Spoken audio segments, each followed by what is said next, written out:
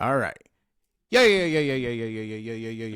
Welcome back to another edition of the Men Who Cry podcast. Make sure you like, subscribe, review, tell a friend to tell a friend to tell a friend to tell a friend. If you do not do these things, I'm going to have to assume that you do not like wiping after you go to the bathroom. On this edition of the pod. That's a leap. How we get It is a leap. Well, here's the thing. It's always new. Every time. But here's the thing. I don't know. Maybe if this gets bigger, people will be like, hey, Justin, you writing it down? I swear to you, I think of it like after I say like the tell a friend, tell a friend, tell a friend, tell a friend. I love it. Like it's literally like one time I got stuck. I said it and I was like, because I don't want to repeat it.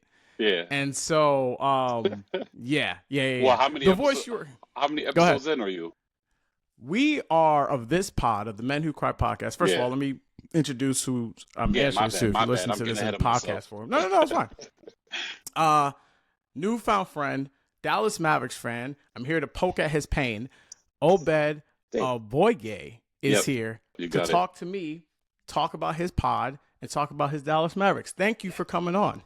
I appreciate it, man. I'm still, every time people like refer to the Mavericks as my Mavericks, I think because people are so used to saying that. Just for some context, I've been a Mavs fan since I was 11. I'm 37 now, so 26 years. But after that Luka trade, man, I was like, I don't know. I don't know. This might be. I might have to hang up the jersey on this one because the crash out was epic after that trade, and I'm still very much processing. So we'll see where I land. I still got my Mavs merch. You know, I didn't burn it. I didn't burn no jerseys. I didn't burn the hat. But I'm hurting, bro. I'm hurting. Listen, man, as you just said, as we talked about this a little before the camera started to roll, this is the Men Who Cry podcast. This is for us. It's okay to share those emotions and be here. It's to answer your space. Yeah, safe spaces. Right. Us safe space title was taken already, so this was the next best one. All right. But to answer your question, we are now in. I've been doing this version of this pod, since the end of December. So really, I would say the start of this year. Okay. So we've done 2 episodes a week pretty consistently. So we're in about month 5 now, going on month 6. So yeah, so I would say, we're about 30-ish episodes in. That's what's up, man. Hey, as a fellow podcaster, I feel like people don't always appreciate the amount of work it takes to keep a podcast up and running, let alone one where it sounds like you said you're doing 2 episodes a week. That shout out to you, bro. Shout out to you. Yeah, bro. It is a lot of work, but it is a labor of love. Until someone decides to pay me money. But until then, that's what we're hoping for. Yes. But the reason why I wanted you to come on was to talk about your Dallas Mavericks, and you kind of led a little bit with what you're feeling. So I am curious. I'll start with this. I'll tell you where I was when I saw this happen. All right, that's a good starting point. So it's funny because when it happened, one of my close friends, he's a Lakers fan. Okay, and I remember it very vividly. I was at a bar, and I was actually at I was at another spot, and then the Knicks were playing the Lakers. Okay. It was a Saturday night game. Yep. And I always loved watching the Knicks play Saturday night games, and these big games, because as a kid, they were shit. So I try to enjoy these when they come about. Yes. And so they lost the game, whatever. I'm obviously a little upset, but, it is what it is. And, I get back home, and I'm starting to play, like, Madden, which is what I typically do, if I'm just at home by myself. Yep. And I saw that there was a thread, because I'm not on Twitter, that Luka Doncic has been traded to the Lakers. And I kind of laughed. I was kind of like, okay, cool. Shams got hacked. Oh, so you don't even have, real quick, so you don't have like ESPN alerts or nothing on your phone. You got it. I have ESPN alerts on my phone, but like it's just Knicks related. So it's never, it's never even that. That makes sense. I saw the thread and I was like, oh, this is funny. So I went back into my group chat, because I'm in a big group chat where we just talking about the NBA. And then that same Lakers fan sent in the actual tweet. Mm-hmm. And some people are awake, some people are asleep.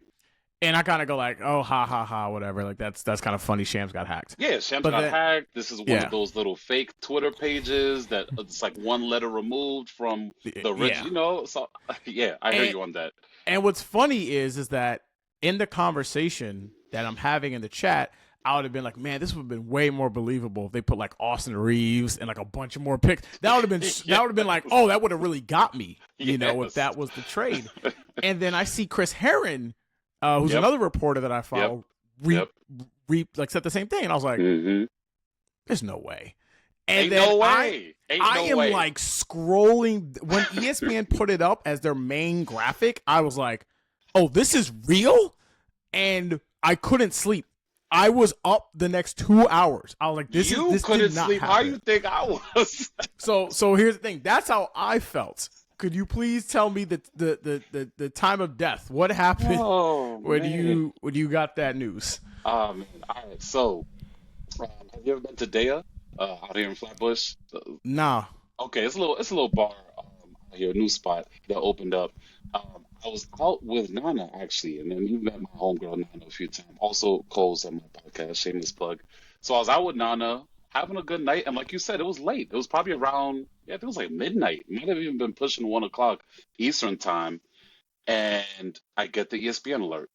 And it says Luka's been traded to Dallas Mavericks for Anthony Davis, and like I forget if it was a pick. I don't even remember what else they threw in there.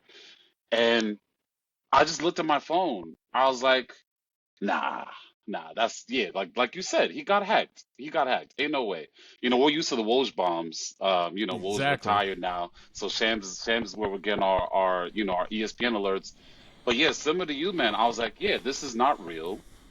I'm going to open up Twitter or Threads or whatever, and there's going to be someone who confirms that, like, oh, someone, account got hacked, whatever. But just like you said, once I saw more people tweeting and posting about it, and go onto the ESPN website or the app, that's the first thing on there. I don't know if I've ever been in shock like that in my life. Thankfully, I've never lost someone very close to, I've lost my grandparents, but I mean, like in my immediate family, my parents, my siblings, or like a friend, like I've never experienced that kind of grief, like all at one time. So I was just in the back of Dea, and this random dude, I don't even know this guy, came up to me and saw me just looking like shell shocked. He was like, "Bro, you good, bro? Is everything all right?" And I was like, "Yeah, man, kind of just going through it right now." Luka Doncic got traded to the Lakers. And he got a little upset. He's like, "What? That's what you're upset about?" I was Well, he like, didn't "Bro, know. you wouldn't understand, You bro. wouldn't understand. You're Yeah, not you would here. You're not understand. here. You ain't here. You don't know." And yeah, so that was, I forget, it was like February 6th or February 8th or something. It was a few days before the end of the trade deadline. Um, and yeah, for the next month, solid 30 days, I was crashing out on a nearly daily basis of like, what the fuck is happening? How is this my reality? Like, what? And yeah, man, I'm still processing, bro. I still am. I still don't know where I land, if I'm still a fan. I feel like I am. I'm just hurting right now. But it hurt because Luka was the soul of our team. And for, I imagine a lot of your listeners are probably sports fans or NBA fans. As Dallas fans, we were blessed to be able to see the entirety of Dirk Nowitzki's career. That's my favorite basketball player. And I was at the 2011 championship parade. I was at his retirement game. I was at his the jersey enshrinement. So like I've been bleeding blue and green for most of my life.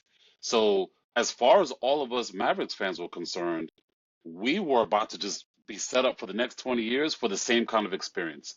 Having a player who's loyal to the team, not really trying to get traded, trying to win a championship the right way, none of this super team bullshit. And to just have that yanked away from us so unceremoniously was painful. It was painful, bro. Yeah, Yeah. it I hurt. think Dallas, the Mavericks, I think for my memory, have been they have a lot of highs and a lot Hmm. of lows Yes. in a Yes. very odd way. Like not in like they're not the Spurs, right? Where the Spurs for most of I would say our lives were like it was Tim Duncan, Manu Ginobili, Tony Parker, David Robinson. Like, they were bad, obviously, but then they got good. They won a bunch of championships. They had Kawhi, then they got another championship. Yep. And then it made sense for them to be bad, right? Because, whatever, like Duncan, those guys aged out. You're just not going to compete the whole thing. But it's kind of the same way, right? They had Kawhi thinking, oh, this guy who at the time was at least considered a top 10 player in the league, or maybe a top 15 player, is like, he's going to be our next guy. And he won Finals MVP on that last ring. Or no, not the last one, but I think the second to last one. Yeah. Yeah. And like, he'll carry us to the promised land, and we're good, right? Yep. And then he gets traded to the Raptors, which that one's not apples to apples because there was some friction with the team. He got hurt. Yeah, we saw that coming. Yeah, exactly. Him wanting to go LA, like all that stuff was talked about, right? Yep. Whereas with Dallas, you have Dirk and Nash. They let Nash walk. He gets 2 MVPs. 2004. Yep. They lose to me, I don't want to bring up bad memories, but that was the greatest upset I ever watched, was Golden State over Dallas when Dirk won the MVP. I even talked about that in 07. Yes. Yeah, 07. Yes. Listen, I still remember Baron Davis dunking the ball and doing the shirt up. I was like, yo, that's crazy. You just brought me I'm on sorry, here man. to traumatize me. Bro, listen. The do you know who my team is? No, I know. There's levels. I literally, not to derail the conversation, we are taping this before Knicks Pacers tonight. Yeah, so game 4. By the time you hear this, I'm either going to be off the top of my roof or in a fetal position. It's one or the other. One or the other. But we're in a chat, and one of my really close friends, he's an OKC fan. Okay. And he's been an OKC fan for a while, right? I was about to say, was he a Supersonics fan and then migrated, or just been to OKC? Because we're the same age, and this is the reason why he became a fan. He's a Jets fan and he's a Mets fan. Okay. And he was telling me, he was like, growing up, he was like, he watched the team give Eddie Curry a max contract and drafted Mike Sweeney. He said, I'm not doing this with my life. That Isaiah Thomas era was painful. It was bad. Outside looking in. It was bad. And then so he ended up latching on to OKC because they got Kevin Durant. And he's like, Russ, it's like, okay, I'm going to stick with this team. And, the team's been really good ever since, right? Yeah. And so, like, my overall point of this is, like, because the reason why we're texting or going back and forth is because, like, we might be in the finals together, right? But I was saying, like, listen, man, like, I had to watch Quincy AC ball for like 82 games. You can't tell me anything. Like, I've been in the mud. It's that baseline. So, I came from the darkness molded me. It shaped me, bro. I've been built for this for decades. Okay, you think your tweets mean something to me? It got so bad because I grew up in Jersey, not too far from New York. So a lot of my best friends growing up were hardcore Knicks fans. A lot of my best friends from like middle school, high school. It got to a point where I started feeling bad making fun of them. I was like, I don't even enjoy this anymore. Like, I actually feel bad for y'all. Like, I can't even get after y'all at this point. That's why anytime someone tries to tell me nonsense of like, why y'all celebrating so hard? Again, Quincy AC, a man named Alexis Fleck was running point guard. I had Emmanuel Mudiay. They drafted Frank Ntilikina over Donovan Mitchell. Oh, let's not even talk about your draft. The Knicks went to a workout with the Kentucky Wildcats and watched Shai Gilgeous-Alexander work out and said, you know what? His teammate is fire. Let's go with that guy. That happened. Y'all could have drafted Curry from what I remember too, right? No. It was one pick before. Oh, it was one pick before. That's right. Yep. That's right. That was my first. Jordan Hill. Yeah. God. Oh, yes. God, yes. Damn, you pulling out the names, bro. I haven't heard some of these names in a minute. It's a trauma memory, bro. Like, I can name you all of them if I really wanted to. Like, it's a long list. But my point is like Dallas. Like, that's the thing. Like, the Knicks have just been ass. Dallas has had consistently for over 25 years. Yeah. You've had in your life, right? A team that's won a championship, a team that's gotten to a Western Conference Finals and got to another Finals in the last 25 years or so, right? Yep. And got cheated out of a ring in 06. Oh, I forgot that one. So 4 times, right? You've at least been to the Finals, right? Yep. or knocking on the and door. yet, Yeah. yeah, and Mm-hmm. and have been essentially gifted. Now, Dirk, I don't think was like considered the prospect that Luka was at the time. I was very big on Luka when he was coming out. Yeah. But Luka, I think, was considered a much better Oh, prospect when he absolutely. was Yeah, for coming sure. out. And like you said, right, you had the transition there. And I Mm-hmm. think the thing that's so funny is even in the Luka time, it wasn't great because it was the Brunson Luka KP team, and then it Mm-hmm. was the Luka Brunson team, and then you Yep. let Brunson walk. Yep. Then you somehow get Kyrie. Your Yep. team then tanks. Then you make the finals. Yeah. Yeah. Exactly. All Yeah, in the span of 3 or 4 seasons. yeah. So like, how is like that part of it? Like, I feel like that type of almost yo-yo fandom is Yeah. almost a bit worse than just being like, oh, we suck or oh, we're good. Yeah, no, that's a great question, Jess. I really appreciate that. I think you described it or put it the best way. It's the highest of highs and the lowest of lows. I often tell people, and this is even when times are good, I remind people that the Dallas Mavericks team, like the players on the court, often win in spite of our front office because our front office historically has been comically bad, and this is stretching back almost 30 years. They messed up the Jason Kidd thing. He ended up walking, heading to Phoenix. Kind of fumbled the Mashburn, well, he got injured, so that was a little different. And then we had that low period in the mid to late '90s where we were just the laughing stock of the NBA. We get Dirk, and for a long time, the first probably 6, 7 years of his career, it really felt like the front office just wasn't really committing to going all in on the team. They end up doing that. Donnie Nelson, our longtime GM, and coach also at a certain point, gets into bumps heads with Cuban. So that very quickly falls apart. We win the ring in 2011. Cuban's cheap, doesn't want to bring back the team, and we don't return again to the finals really until up until last year. Was the last time we got there. So it's always been difficult being a Mavs fan for that reason. It's because you know that you're going to root for who's on the floor, but you also know in the back of your mind that you are also part of a poverty franchise, and the GM and the front office is often making decisions and moves that feel like just completely opposite to winning. And it's like, what's going on here? You know? But I think you said, I think another thing I definitely agree with as well is I think being a fan, I imagine it's something you probably relate to as a Knicks fan.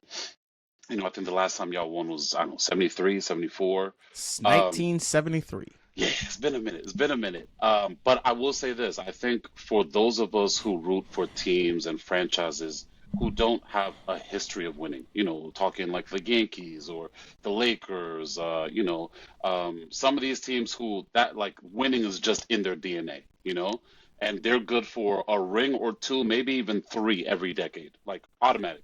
Every decade you get at least 1 to 3 rings if you're a fan of this team. I think it does make it that much sweeter when you're a fan of a team that doesn't have that culture of when you finally make it to the mountaintop, it's bliss. It's bliss because you know that this is a rare thing. You know that this is not expected of your team, and you don't even know if you'll see another one in your lifetime. So that 2011 ring, I remember I told my boss at the time, I was like, I think it was game 5, because we ended up winning in game 6. I was like, hey, bro, just so you know, if we win, I'm going to that parade. You can fire me if you need to, because I don't show up, but I'm not missing that because who knows if I ever see this again in my lifetime. You know what I mean? So it's bittersweet. It's bittersweet, man. It's tough rooting for a team where the front office and management just you're like, what the entire fuck is going on here? What y'all on? What we doing here? You know? But that's the thing that you just said, right? The up and down nature of it. Because now, while we've kind of detailed all the things that have like gone wrong in the pretty recent history of the team, Yeah. you have the number one pick in a draft Again, where the highs and everyone lows. wants the number one pick. So it goes back to this up and down like It really yo-yoing does. experience. It really So does. I'm curious to see Hmm. for you, like, I don't know if you're that much into college basketball. I'm not. I like Me college either. basketball. Not Like I so know much. Yeah. who Cooper is and Cooper Flag is, but Yeah. like Yeah.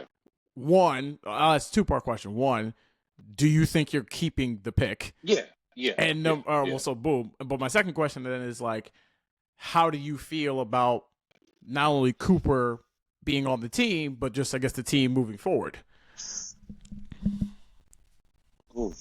Yeah, I mean, if Nico Harrison finds some way to fuck this up, I mean, I feel like I don't know why the basketball gods saw fit to bless him with this first round pick, given the way he handled the Luka situation. It is what it is.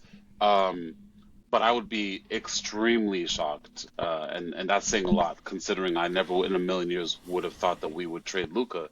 But I think, given his agenda and the archetype of player that he tends to kind of emphasize or prioritize, I think Cooper Flag is the perfect fit for that kind of a system, especially a defensively minded player and also a player who can just slot in right away into the starting lineup, or if not, being one of the first guys off the bench. So I think, he didn't look that excited at the draft lottery. I don't know if that was because of the recent history with the Mavericks, or if maybe he had his heart set on going somewhere else. But I think in the big picture, I think it works in his benefit coming onto a team that's already kind of set, and he's kind of just slotting in versus kind of starting from scratch and him being the key cornerstone. So I'm excited. I'm excited to see how it all fits together, and especially getting a player of that caliber on a rookie contract. People forget he's, I think, 17 or 18. So Yeah, I don't think he'll be 19. I think until like halfway through the season or something like that. Yeah, exactly. So that's a very long runway, and I think that definitely sets it up. Because Kyrie's in his mid-30s. I think AD's in his early 30s. So we already needed to kind of have a plan for long term. So I think he's gonna. I think we're gonna make the pick, and I think it's gonna be Cooper. And yeah, once we're all healthy, and that's a very big asterisk, especially with paper mache Anthony Davis. We'll see. But I think at 100%, we're gonna be a problem for sure. For sure. Yeah, For sure. I mean, that You was see what also Oklahoma City's doing right now. well. Just with That's my defense point and too. It's yeah. like I think the biggest thing about me, or at least one thing I love talking about this podcast is like I don't just love talking about the game itself. Like I love talking about the game, but like the business aspect is super important. Like you look at OKC, right? Yep. They don't have to pay Chet or J Dub for at least another 2 seasons, right? Because they just can't afford that, right? And now that J Dub got All NBA, it'll be interesting to see what happens. Because if you're OKC, you're like, give him a contract right now. But if you're J Dub, you're like, I'm playing this out, right? Like I can get a supermax. Yep.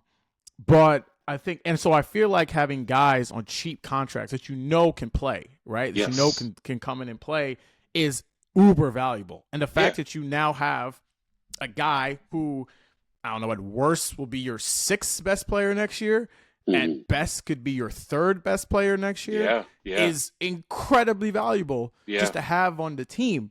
On a rookie contract. Exactly. That's for cheap, right? Yeah. And I think that the way that this broke for Dallas, because that was my main takeaway at the time, right? Was after I settled in and thought about it, was it's a bad trade. I'm not gonna sit up here and try and convince people. The worst trade in NBA history. I'll be, if someone can show me another one, I'm happy to listen. Yes. I can't. However, I felt last year before the injuries, I feel this even stronger depending on how Kyrie comes back from his knee injury, that Dallas can make the championship next year. Like the way that the league is, it's so topsy-turvy. We've had 7 different champions. Not only have we had 7 different champions, none of those teams got past round 2. In the subsequent year, the year they were exactly in the subsequent year of their title defense, and like obviously, some of those were injury. Tatum getting hurt, even though the Knicks were up by a lot. Kawhi leaving the Raptors, like they're not all 1-to-1 in terms of like what the team that they had the year before losing necessarily. Yeah, but it's happened quite a bit. And the fact that we've now in this era where like we've kind of removed the whole super team dynamic, you really just got to get in. That's it. You just got to get to the dance. Look at the Pacers. You just got to get to the dance, and then things can fall in your way. Matchups, the right team you're going up against, and next thing you know, you in the finals. So you're right. You're right, and I think the one thing we haven't mentioned that's also I think played a big role in this kind of era of parity we're seeing right now is the new CBA. And I think there's very few teams who have the appetite to be repeat offenders with that second apron, especially with the implications it has on the draft. So I think I've been watching the NBA for almost 30 years now. I think this, of all the kind of collective bargaining agreements they've put together to try and fix and tinker with certain things, I think this is probably my favorite one.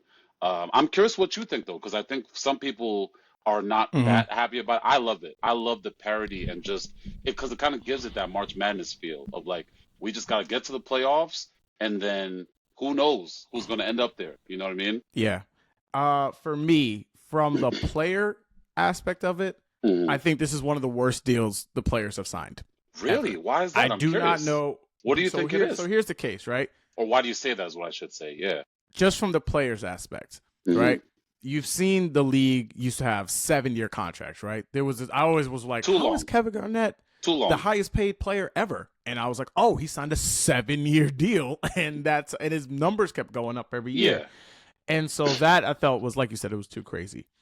But what you're seeing now is that we went from 7 to 5-year maxes to now Luka Doncic, who any one of us, if he was on our team, right, would be like, oh, no question, for 5-time first team All NBA player in his first 6 seasons. Exactly. There's no question you would give that guy a supermax. He got traded because of the money and lost out on, I believe, close to $100 million. Yeah, I think it was even more than that. Yeah. Because of that deal. Yeah. And now you have a situation like that.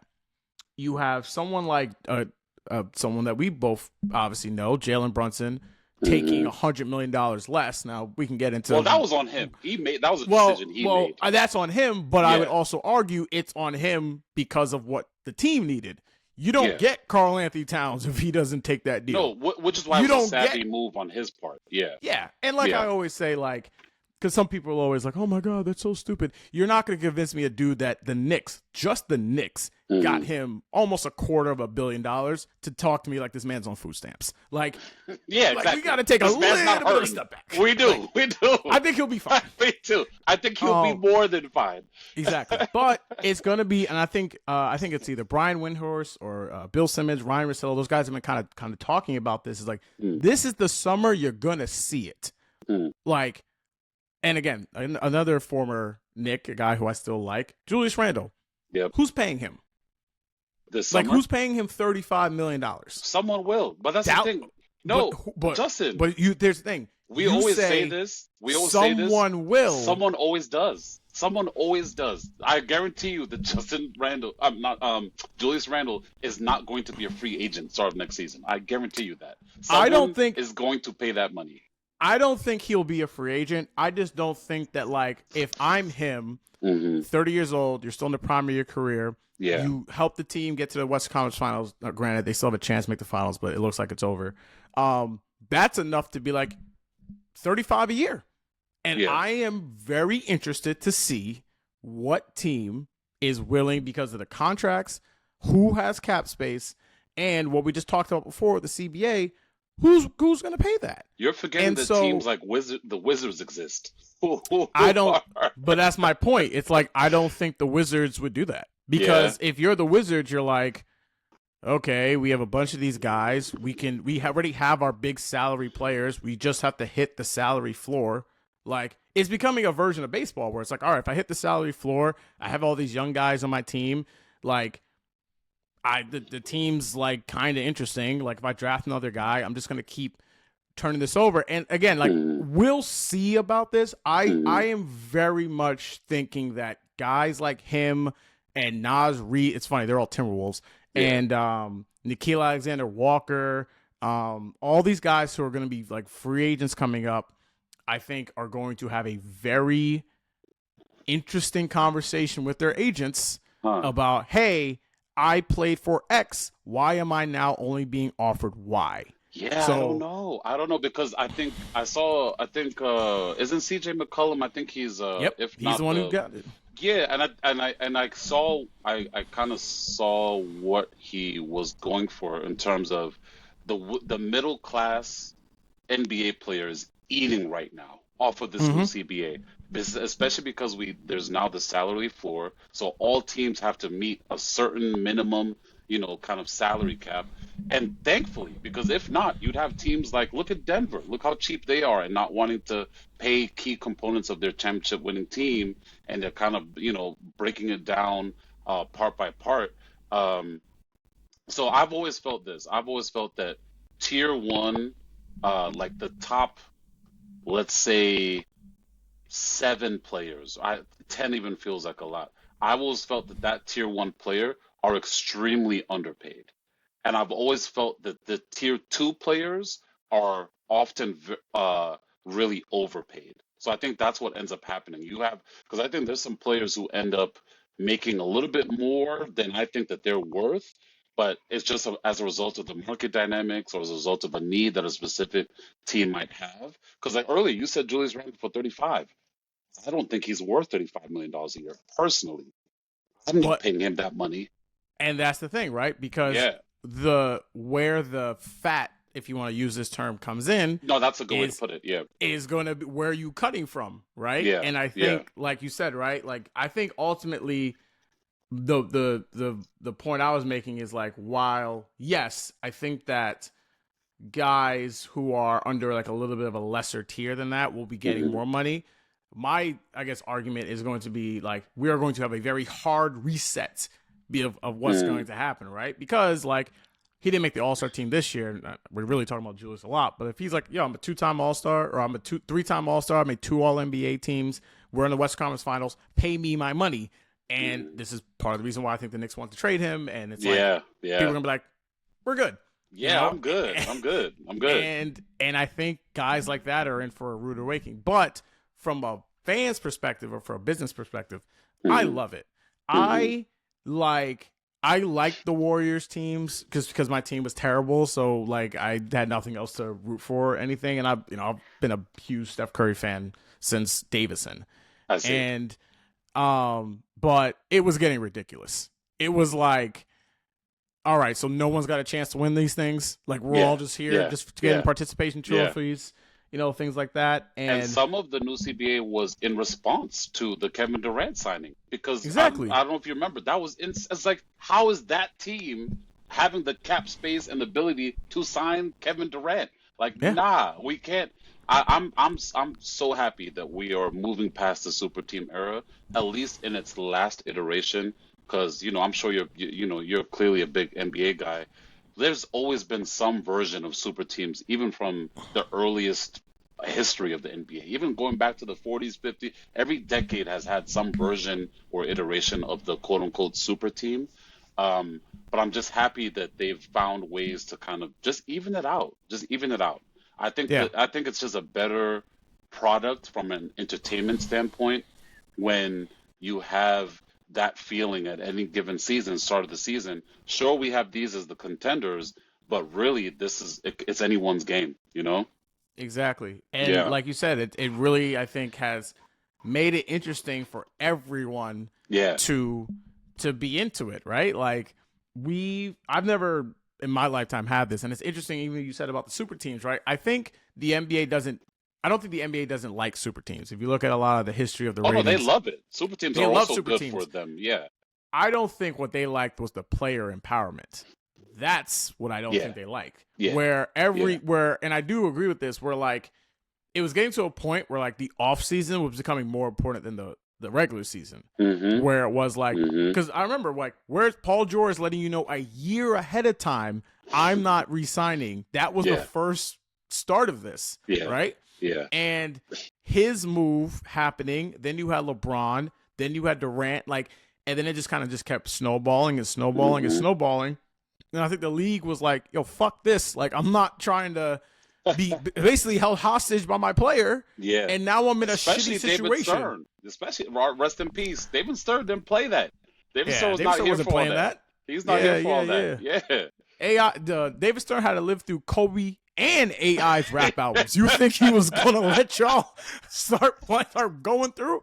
Yes, Yo, yes, I yes, miss kids out David there. Stern so much, bro. I really do. Kobe Bean Bryant had a rap album. I He don't did. listen to He it, but did. it's out He there. did. He did. David Stern put up with a lot of fuckery, bro. He was there for the late '90s, early aughts. That nigga saw a lot. The whole dress code, y'all would have Dress wished code. y'all were AI. Yes. The whole dress code era.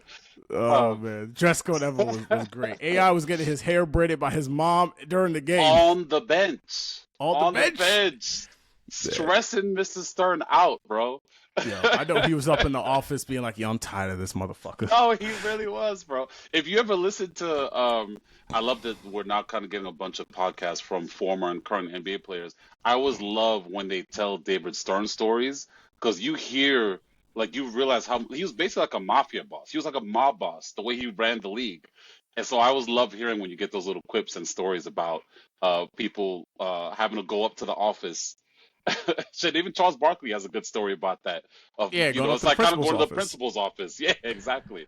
Yeah, man, winning time, which they should have never taken off, was like because I remember Melo's pod. Like, Mhm. I think they asked him, I was like, "Yo, did David Stern really act like that?" He's like, "Yes, that was Yes, exactly how he acted." that's exactly it, man. That man didn't take no shit from nobody. He didn't give a fuck who you were.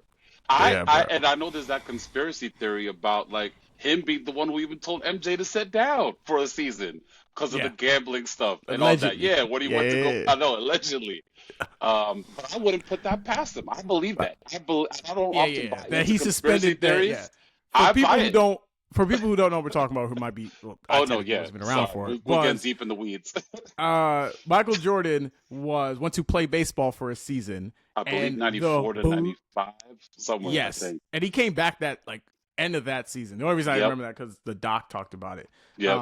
The rumor or the belief was that David Stern really just suspended Michael Jordan Yeah, for the year because he wouldn't stop gambling. A yeah, man, dog. People talk about this. It's so crazy how things happen for the internet and then it's just revamped in a new space. If yep. I told you an NBA player went to Atlantic City, put down like 20 parlays, then had a game, didn't leave until 5 a.m, went back to New York to play a playoff game, he Playoff game, wouldn't bro. be able to walk in the door. He They really would have wouldn't. been eviscerated. He really wouldn't. But again, it was Jordan. He dropped like 55 and won the game, so no one cares. Exactly, exactly. Yeah. I am interested though, even to talk more about the Dallas. As someone who has been spurned by Kyrie and his Kyrie-ness, Mhm. how has the Kyrie experience, the honorable Kyrie, as I like to call Yeah, him, I how has loved the it. honorable Kyrie experience been in Dallas? Because to me, I thought Mhm. that was gonna blow up in the Everyone worst did. way. Everyone did, and I was a little nervous. But I think, with Kyrie specifically, I think we often forget how young some of these players are. Because when I think about it, even Luka, but to get back to Kyrie, like, yeah, I was kind of immature myself in my early to mid 20s. I wasn't always the most mature person and always expressing or communicating or moving in the best ways. And he's talked a lot about this during his tenure as a Maverick of like he just had some growing up to do. And I think we don't often afford athletes that grace, especially younger athletes as they're on the earlier part of their career. We think of them as vets. So sure, this guy might have been in the league for 10 years, but he came in when he was 18. So even 10 years in, this man is 28 years old. You know what I mean? He might just be now coming into himself as a man. You know what I mean? So I think we were all a little hard on him. Um, but I'd be lying if I said I wasn't nervous to see how it would all shake out, especially just with him being ball dominant and Luka as well, obviously being a ball dominant guard. Um, but hey, at least at the time, let Nico cook, and I think he had that trust in him, especially just based on the very close relationship the two of them have. And yeah, it ended up playing out really well for us. I think especially because of the veteran presence that he was able to, um, kind of provide in the locker room. And he's won a chip. He knows what it takes, and that was a voice that we were missing in the locker room. We were just talking about players and their podcast. I forget the one. What's the name KG does? The one KG does with Oh, Paul it's Pierce. Certified KG or Certified Yes, Talk. and Yeah. he talks about that. I was watching it just a few days ago about how important it is to have an OG in the locker room. Like you need your glue guy, but you also need the OG, the guy who's just letting everyone know like how we're moving as a team. They kind of provide that structure and help implement that, whatever culture the GM or the coach is trying to build. So I think Kyrie really was huge for us when it comes to that. I don't think we make it to the finals last year without Kyrie on the team. I mean, obviously we wouldn't have, but I'm not talking so much about his performance on the court. I mean, more so just his locker room presence. He kind of provided that kind of steady voice, especially with the OKC series last year. So he's been really great for us. He's been really great for us. Yeah. It's like you And said, during his right? time in Dallas, no one has had any bad thing to say about him. No one, like no one. Yeah, and that's the thing, because like I'm always connected to Kyrie in the sense like we're the same age, Hmm. and like he's from Jersey, Yep, like yep, we're kind of in the same area, yep. relatively speaking. People from Patterson, And I'm that's not from that Jersey, close. so yeah. That's So boom, homegrown. boom, Yeah, right? yeah. And He so played two like, towns over from where I grew up. I think he's yeah, from West Orange. Yeah. and like he's a fascinating player. Like Hmm. I truly think that like for his size, he is like one of the most gifted offensive players. Like truly like 3-level scorer at 6'2", Three, six yeah, 6'2", three. 6'3". I Yeah. think just period. I don't even think we need the size signifier. I think just period. He's one of the all-time like best Like the offensive shot, weapons. not even cut you off. The shot he hit last year against Jokic, where like he shot Hmm. a hook shot. A left-handed A hook shot. left-handed hook shot. going And it went going in. across his body. Yes, for a game winner. Like you're Yeah. never gonna see that. You're just No, never gonna no. see that. His footwork is impeccable. He was a big Kobe guy and learned, kind of from the school of Kobe, if you will. Um, so yeah, man, he's super talented. And I know it sounds crazy to say, but I think in terms of where he sits in the pantheon of all-time players, I often feel like he's really underrated. Did he make the 75 team? He did not. And That's insane. that's That's looking bad now. insane. That's Yeah. insane. He That didn't that he is didn't make it. insane. That's Clay didn't insane. make it. I don't think Draymond made it. And I'm a big Clay guy. You can convince me or talk me into him not making it. Kyrie not making, I don't get that. I don't think the White made it either. And I think Anthony Davis He made did it. make it. Yeah. I would have, I'm gonna give Kyrie that over AD personally. But I know AD at the, defensive side, Yeah. two sides of the ball. I get And I it. think some of it, But like Kyrie's different because Kyrie's a little bit older. Like some, like Jokic didn't make it, but granted, Jokic was only like year 7 at this point. didn't he already have like two He MVPs had 2 MVPs by that point? You But tell me a that's what I'm saying. two-time But, MVP player is but not one of the best 75 but players to win here's the the, problem. I would always say about those types of lists, right? When you're making a top 75 list, 50 spots are already taken. You're really just putting on the other 25. Okay. Because it's Okay. not like Walt Clyde Frazier made the top 50 list. It wasn't like he wasn't going to make top 75. He already made top 50.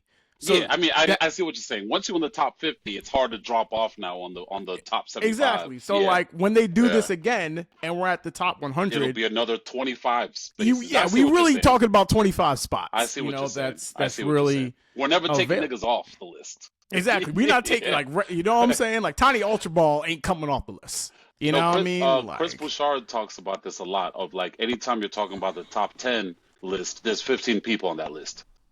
Oh, of course. And so you're right. It's hard. It's hard to have some of these combos or debates because some of this stuff is like just built in. You know what I mean? Exactly. Yeah. But yeah, like I'm also curious about this is really one of the last sports one is how you feeling about Nico? Because from afar, I was like, Nico, they kill black people for less down there. Like you really out here trying. Oh man, Like, I am not proud to repeat some of the things I said and posted about that man in the month okay, after the trade. I'm not proud. I'm not that's what I'm proud. saying. They I'm not proud. like you know why we have Juneteenth, right? That was in Texas. It's like I'm just like black man, I see you. I'm trying to make you go in far. retrospect, I guess what is it now? 3 months removed. I feel like some of the because he was in real life getting like death threats. 3 months out, that I can see how that's unreasonable and a little insane. At the time, They were coming for your head. They were coming for your head. At the time. That's what I'm saying, bro. They were about to get the hoodies out from their closets. But this is the thing. This is the thing. Again, going back to the incompetency of the Mavericks franchise historically, they just completely fumbled everything in the aftermath of that trade. Nico's press conferences were atrocious. He just had this really like kind of, I don't even know how to describe his attitude. Just really cavalier. Like, oh, I didn't know that the fans were that attached to Luka. Like, what? What are you saying, You just made the my finals, guy? bro. What are you talking about? This man's face is everywhere in Dallas. What do you mean you didn't understand it? So it's been really hard to think of him comprehensively because up until the Luka trade, that man was cooking in terms of the trades that he made. When we got Gafford and PJ, that changed the whole dynamic of our team. We don't make it to the playoffs without those two players. I'm a huge PJ guy. I'm a huge PJ guy. That man stands on business, especially versus OKC. He eats his Wheaties every time. I don't know why. Every time the Thunder are on the calendar, just sees red, bro. That man goes off. That man just goes sees off. red, bro. Bro, So- this is why anytime Brunson plays Dallas or not Dallas, anytime he plays Phoenix Phoenix, specifically Royce O'Neal, Same. I'm like, he killing these It's boys. personal. Yeah, I don't know what it is about the at this teams. point. They wake up. They wake up for him. And I feel like some players have that team that just, for whatever reason, just kind of gets them going. So he's made some incredibly savvy moves.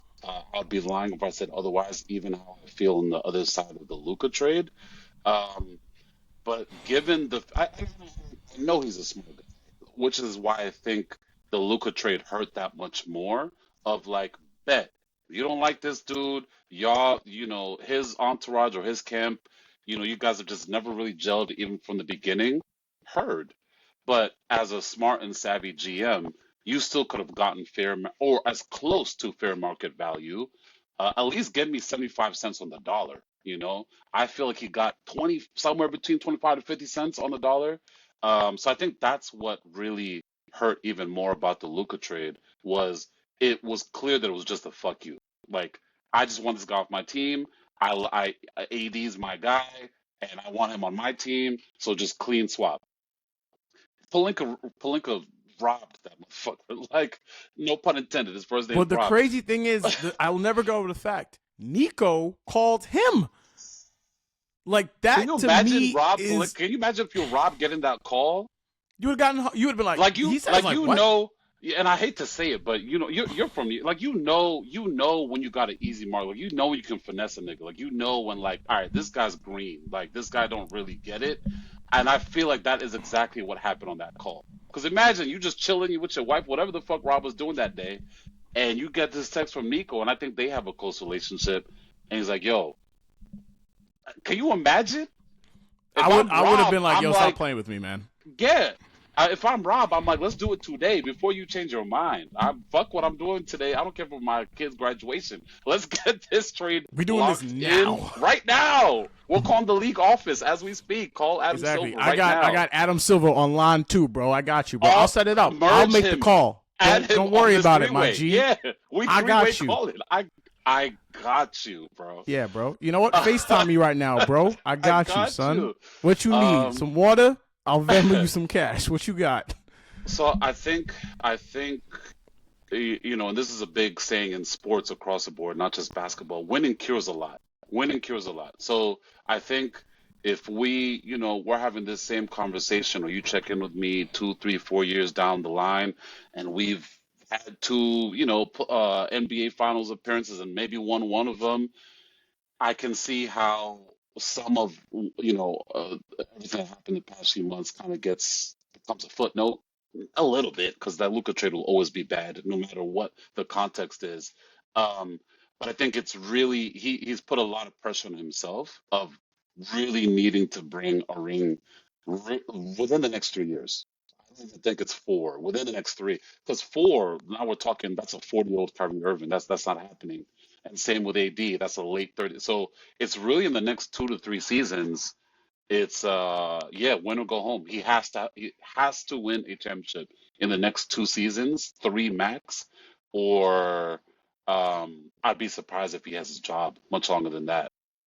Yeah, I Yeah, agree. I agree. yeah, I think yeah. It's I think he took his window ultimately and basically said, "I'm not I'm not playing this out for the next 10 years. I'm playing yeah, this for the right now." yeah, Right? And I'm exactly. I'm I'm getting this title if I can, Yep, like you said, the next 2 to 3 seasons, and if I yep. don't, well, I'm getting fired anyway, right? Yeah, and he Um said as much on an interview. Yeah, he said as much. Yeah. he said if I'm wrong, I'll be fired.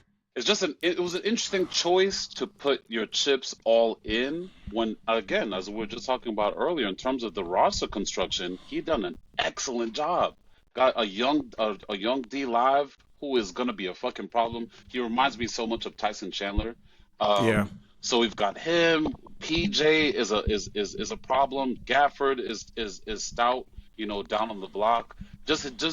We signed Clay. We haven't even talked about him a whole lot. He had just done such a good job of constructing the roster. It was just weird that he was willing to just blow that all up when you had designed a whole team around one player. So we'll see, man. We'll see. We'll see. Yeah. I Yeah, think we'll y'all at a see. good spot. And also y'all just got the American tariff on white basketball players. You know what I'm saying? This is all this is. It's just a Yeah, tariff on man. that. So if But he yeah, finds a way to fumble Cooper, yeah, that man, he's gonna have to go in like witness protection or something. Yeah, yeah, whatever's coming to him at that point, he deserves. it gets. But yeah, we're closing up now, so I just want to hear like talk a little bit about your pod and what you do. I know it's a complete shift of No, it's all this good. It's convo, all but good. yeah, It's like all what's good. what's your pod and what's the whole get down with that? Yeah, appreciate it. So yeah, I have a podcast called Work Bay with Nana and Obi. It's with my best friend Nana. We used to be coworkers at probably 2 jobs ago for both of us at this point. And yeah, we really used to have these really great conversations just at lunch. We'd go out for lunch or maybe after work, or, grab a drink or some coffee, whatever, and just kind of chop it up. And I realized that I always loved the way that we would kind of navigate through topics and conversations together. So I think this was towards the end of 2019, beginning of 2020. No, I have it the other way around. End of 18, going to top of 19. I hit her up. I was like, hey, we have all these good comments all the time. Like, what you think about starting a podcast? And then lo and behold, she had been thinking the same thing. So once we saw that we had alignment on that, we just kind of hit the ground running. And so we do a deep dive on a different topic each week. And the topics run the gamut. Sometimes it's a really deep and serious topic. Like one of our more recent ones was about grief and how hard it is sometimes processing that. Or sometimes it's a little bit more lighthearted. But it's always through the lens of two black millennials. And I always love the fact that we have, kind of like the male perspective and the female perspective. And not that all of our conversations are always very gendered, but I think it's nice having um, the space for us to kind of share our perspectives on things through that. Because I know I've seen and listened to some podcasts that are all guys and all women, and I feel like sometimes that dynamic is missing of kind of just having both of those voices in the room. So yeah, we are 4 seasons in, just about to kick off our fifth season this summer. Actually, going to start recording for that within the next week or two. So yeah, really excited, man. We have not spent any money on marketing. I think the last time I checked our stats, I think it's like 53 countries where we've had listeners, and think 37 or like almost 40K plays, which is wild to me. I'm just here chopping it up with my homegirl. I don't know where y'all heard of me in Zambia. I'm happy you're here, or in the Netherlands, or in Singapore. It's been all over. So I'm really grateful, man. It's been really nice having that space. I think sometimes the challenge as a man, let alone a black man, having a podcast, when everyone the joke is like take the mics away from Take the the mics men. away. Yeah. Tariff on the And I podcast get mics, it. I man. get where that sentiment comes from, but I always try and remind people that like there are some really solid podcasts out there, and sometimes you just gotta dig a little deep. You gotta just kind of know what you're going after. But it's a really beautiful medium and platform for folks, and so yeah, I've really enjoyed it, man. I really enjoyed it. And you Yeah, gotta man. jump on. You gotta jump on at some point too, for sure. Hey, man. If y'all throw me the pass, I'll take. You know what I I'm saying? I appreciate it. appreciate that. I appreciate it. But Obed, no, I really appreciate you jumping on this, man. This was great. Yeah. And I loved hearing about your pod and all that stuff, and that was beautiful, man. Like all that organic stuff, kind of just to me is what makes podcasting the best. When it's just Yes. like, you know what, I feel like I need to say something important, and it's just grinding and getting to the place where you want to get to. Yeah, no, and I'd be remiss. Is you know what it is? I'm so used to Nana doing this on our podcast. For anyone who's interested or who wants to check us out, it's at Workbay Pod. So WORKBAEPOD on Instagram. You can follow, tap in with us, and we are on all of the streaming platforms. So just search Work Bay, 2 words, Work and then Bay, and yeah, you'll see me and Nana on there in animated cartoon form. Um, yeah, yeah, man. I All right, appreciate you bro. having me on. Nah, man. Anytime, anytime. You know, when someone has some sports pain, I can see it because my sports pain is there. Listen, Appreciate it. if it Listen, I'm wasn't rooting for for y'all, man. Y'all got to do this. I'll be so over the moon if y'all win, let alone if y'all make it to the finals. That would be a good fucking day. I know New York is gonna fucking be in shambles, so I'm hoping it happens. oh yeah, the state of the we're line one is state of the emergency. Like we ready to hit the button.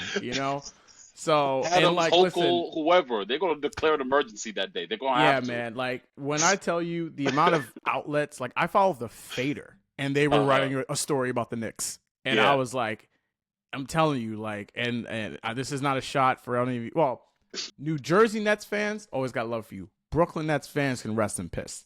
Y'all will never, ever take over the city. Y'all had Oh KD, yeah, no, that Kyrie, won't and that won't James Harden happen. in their primes, Yeah, that and won't y'all happen. and it was crickets. It's always You gonna be a got Knicks town. people getting stabbed in Indiana with the Knicks. Stabbed. Okay, it's a real story. Go do your Googles. No, it'll So always be yeah, a Knicks town, at least when it comes to NBA. I don't yeah, think that'll ever change. Even if the Nets win, I don't think that would change. yeah. Yeah, Dog, they had 3 of the top 15 players, and no one cared. yeah, literally. It's like, oh, that's nice.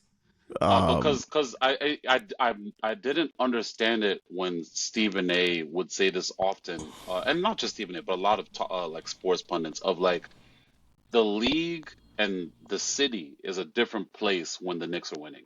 And I think I really felt that in a big way during game 2 last week when I was out with some friends and we went to a bar afterwards just to grab a quick drink. And literally every bar, like everywhere we walked past, everything, it was all Knicks. And I've never lived in the city like during that kind of a moment. So it was special. It was special. Yeah. Special times, man. Yeah, But man. thank you again. This is the Men Appreciate you, Who bro. Cry podcast. Appreciate everyone, you guys, and I'll talk to you guys again next week. All right, man. Peace. Deuces. Peace.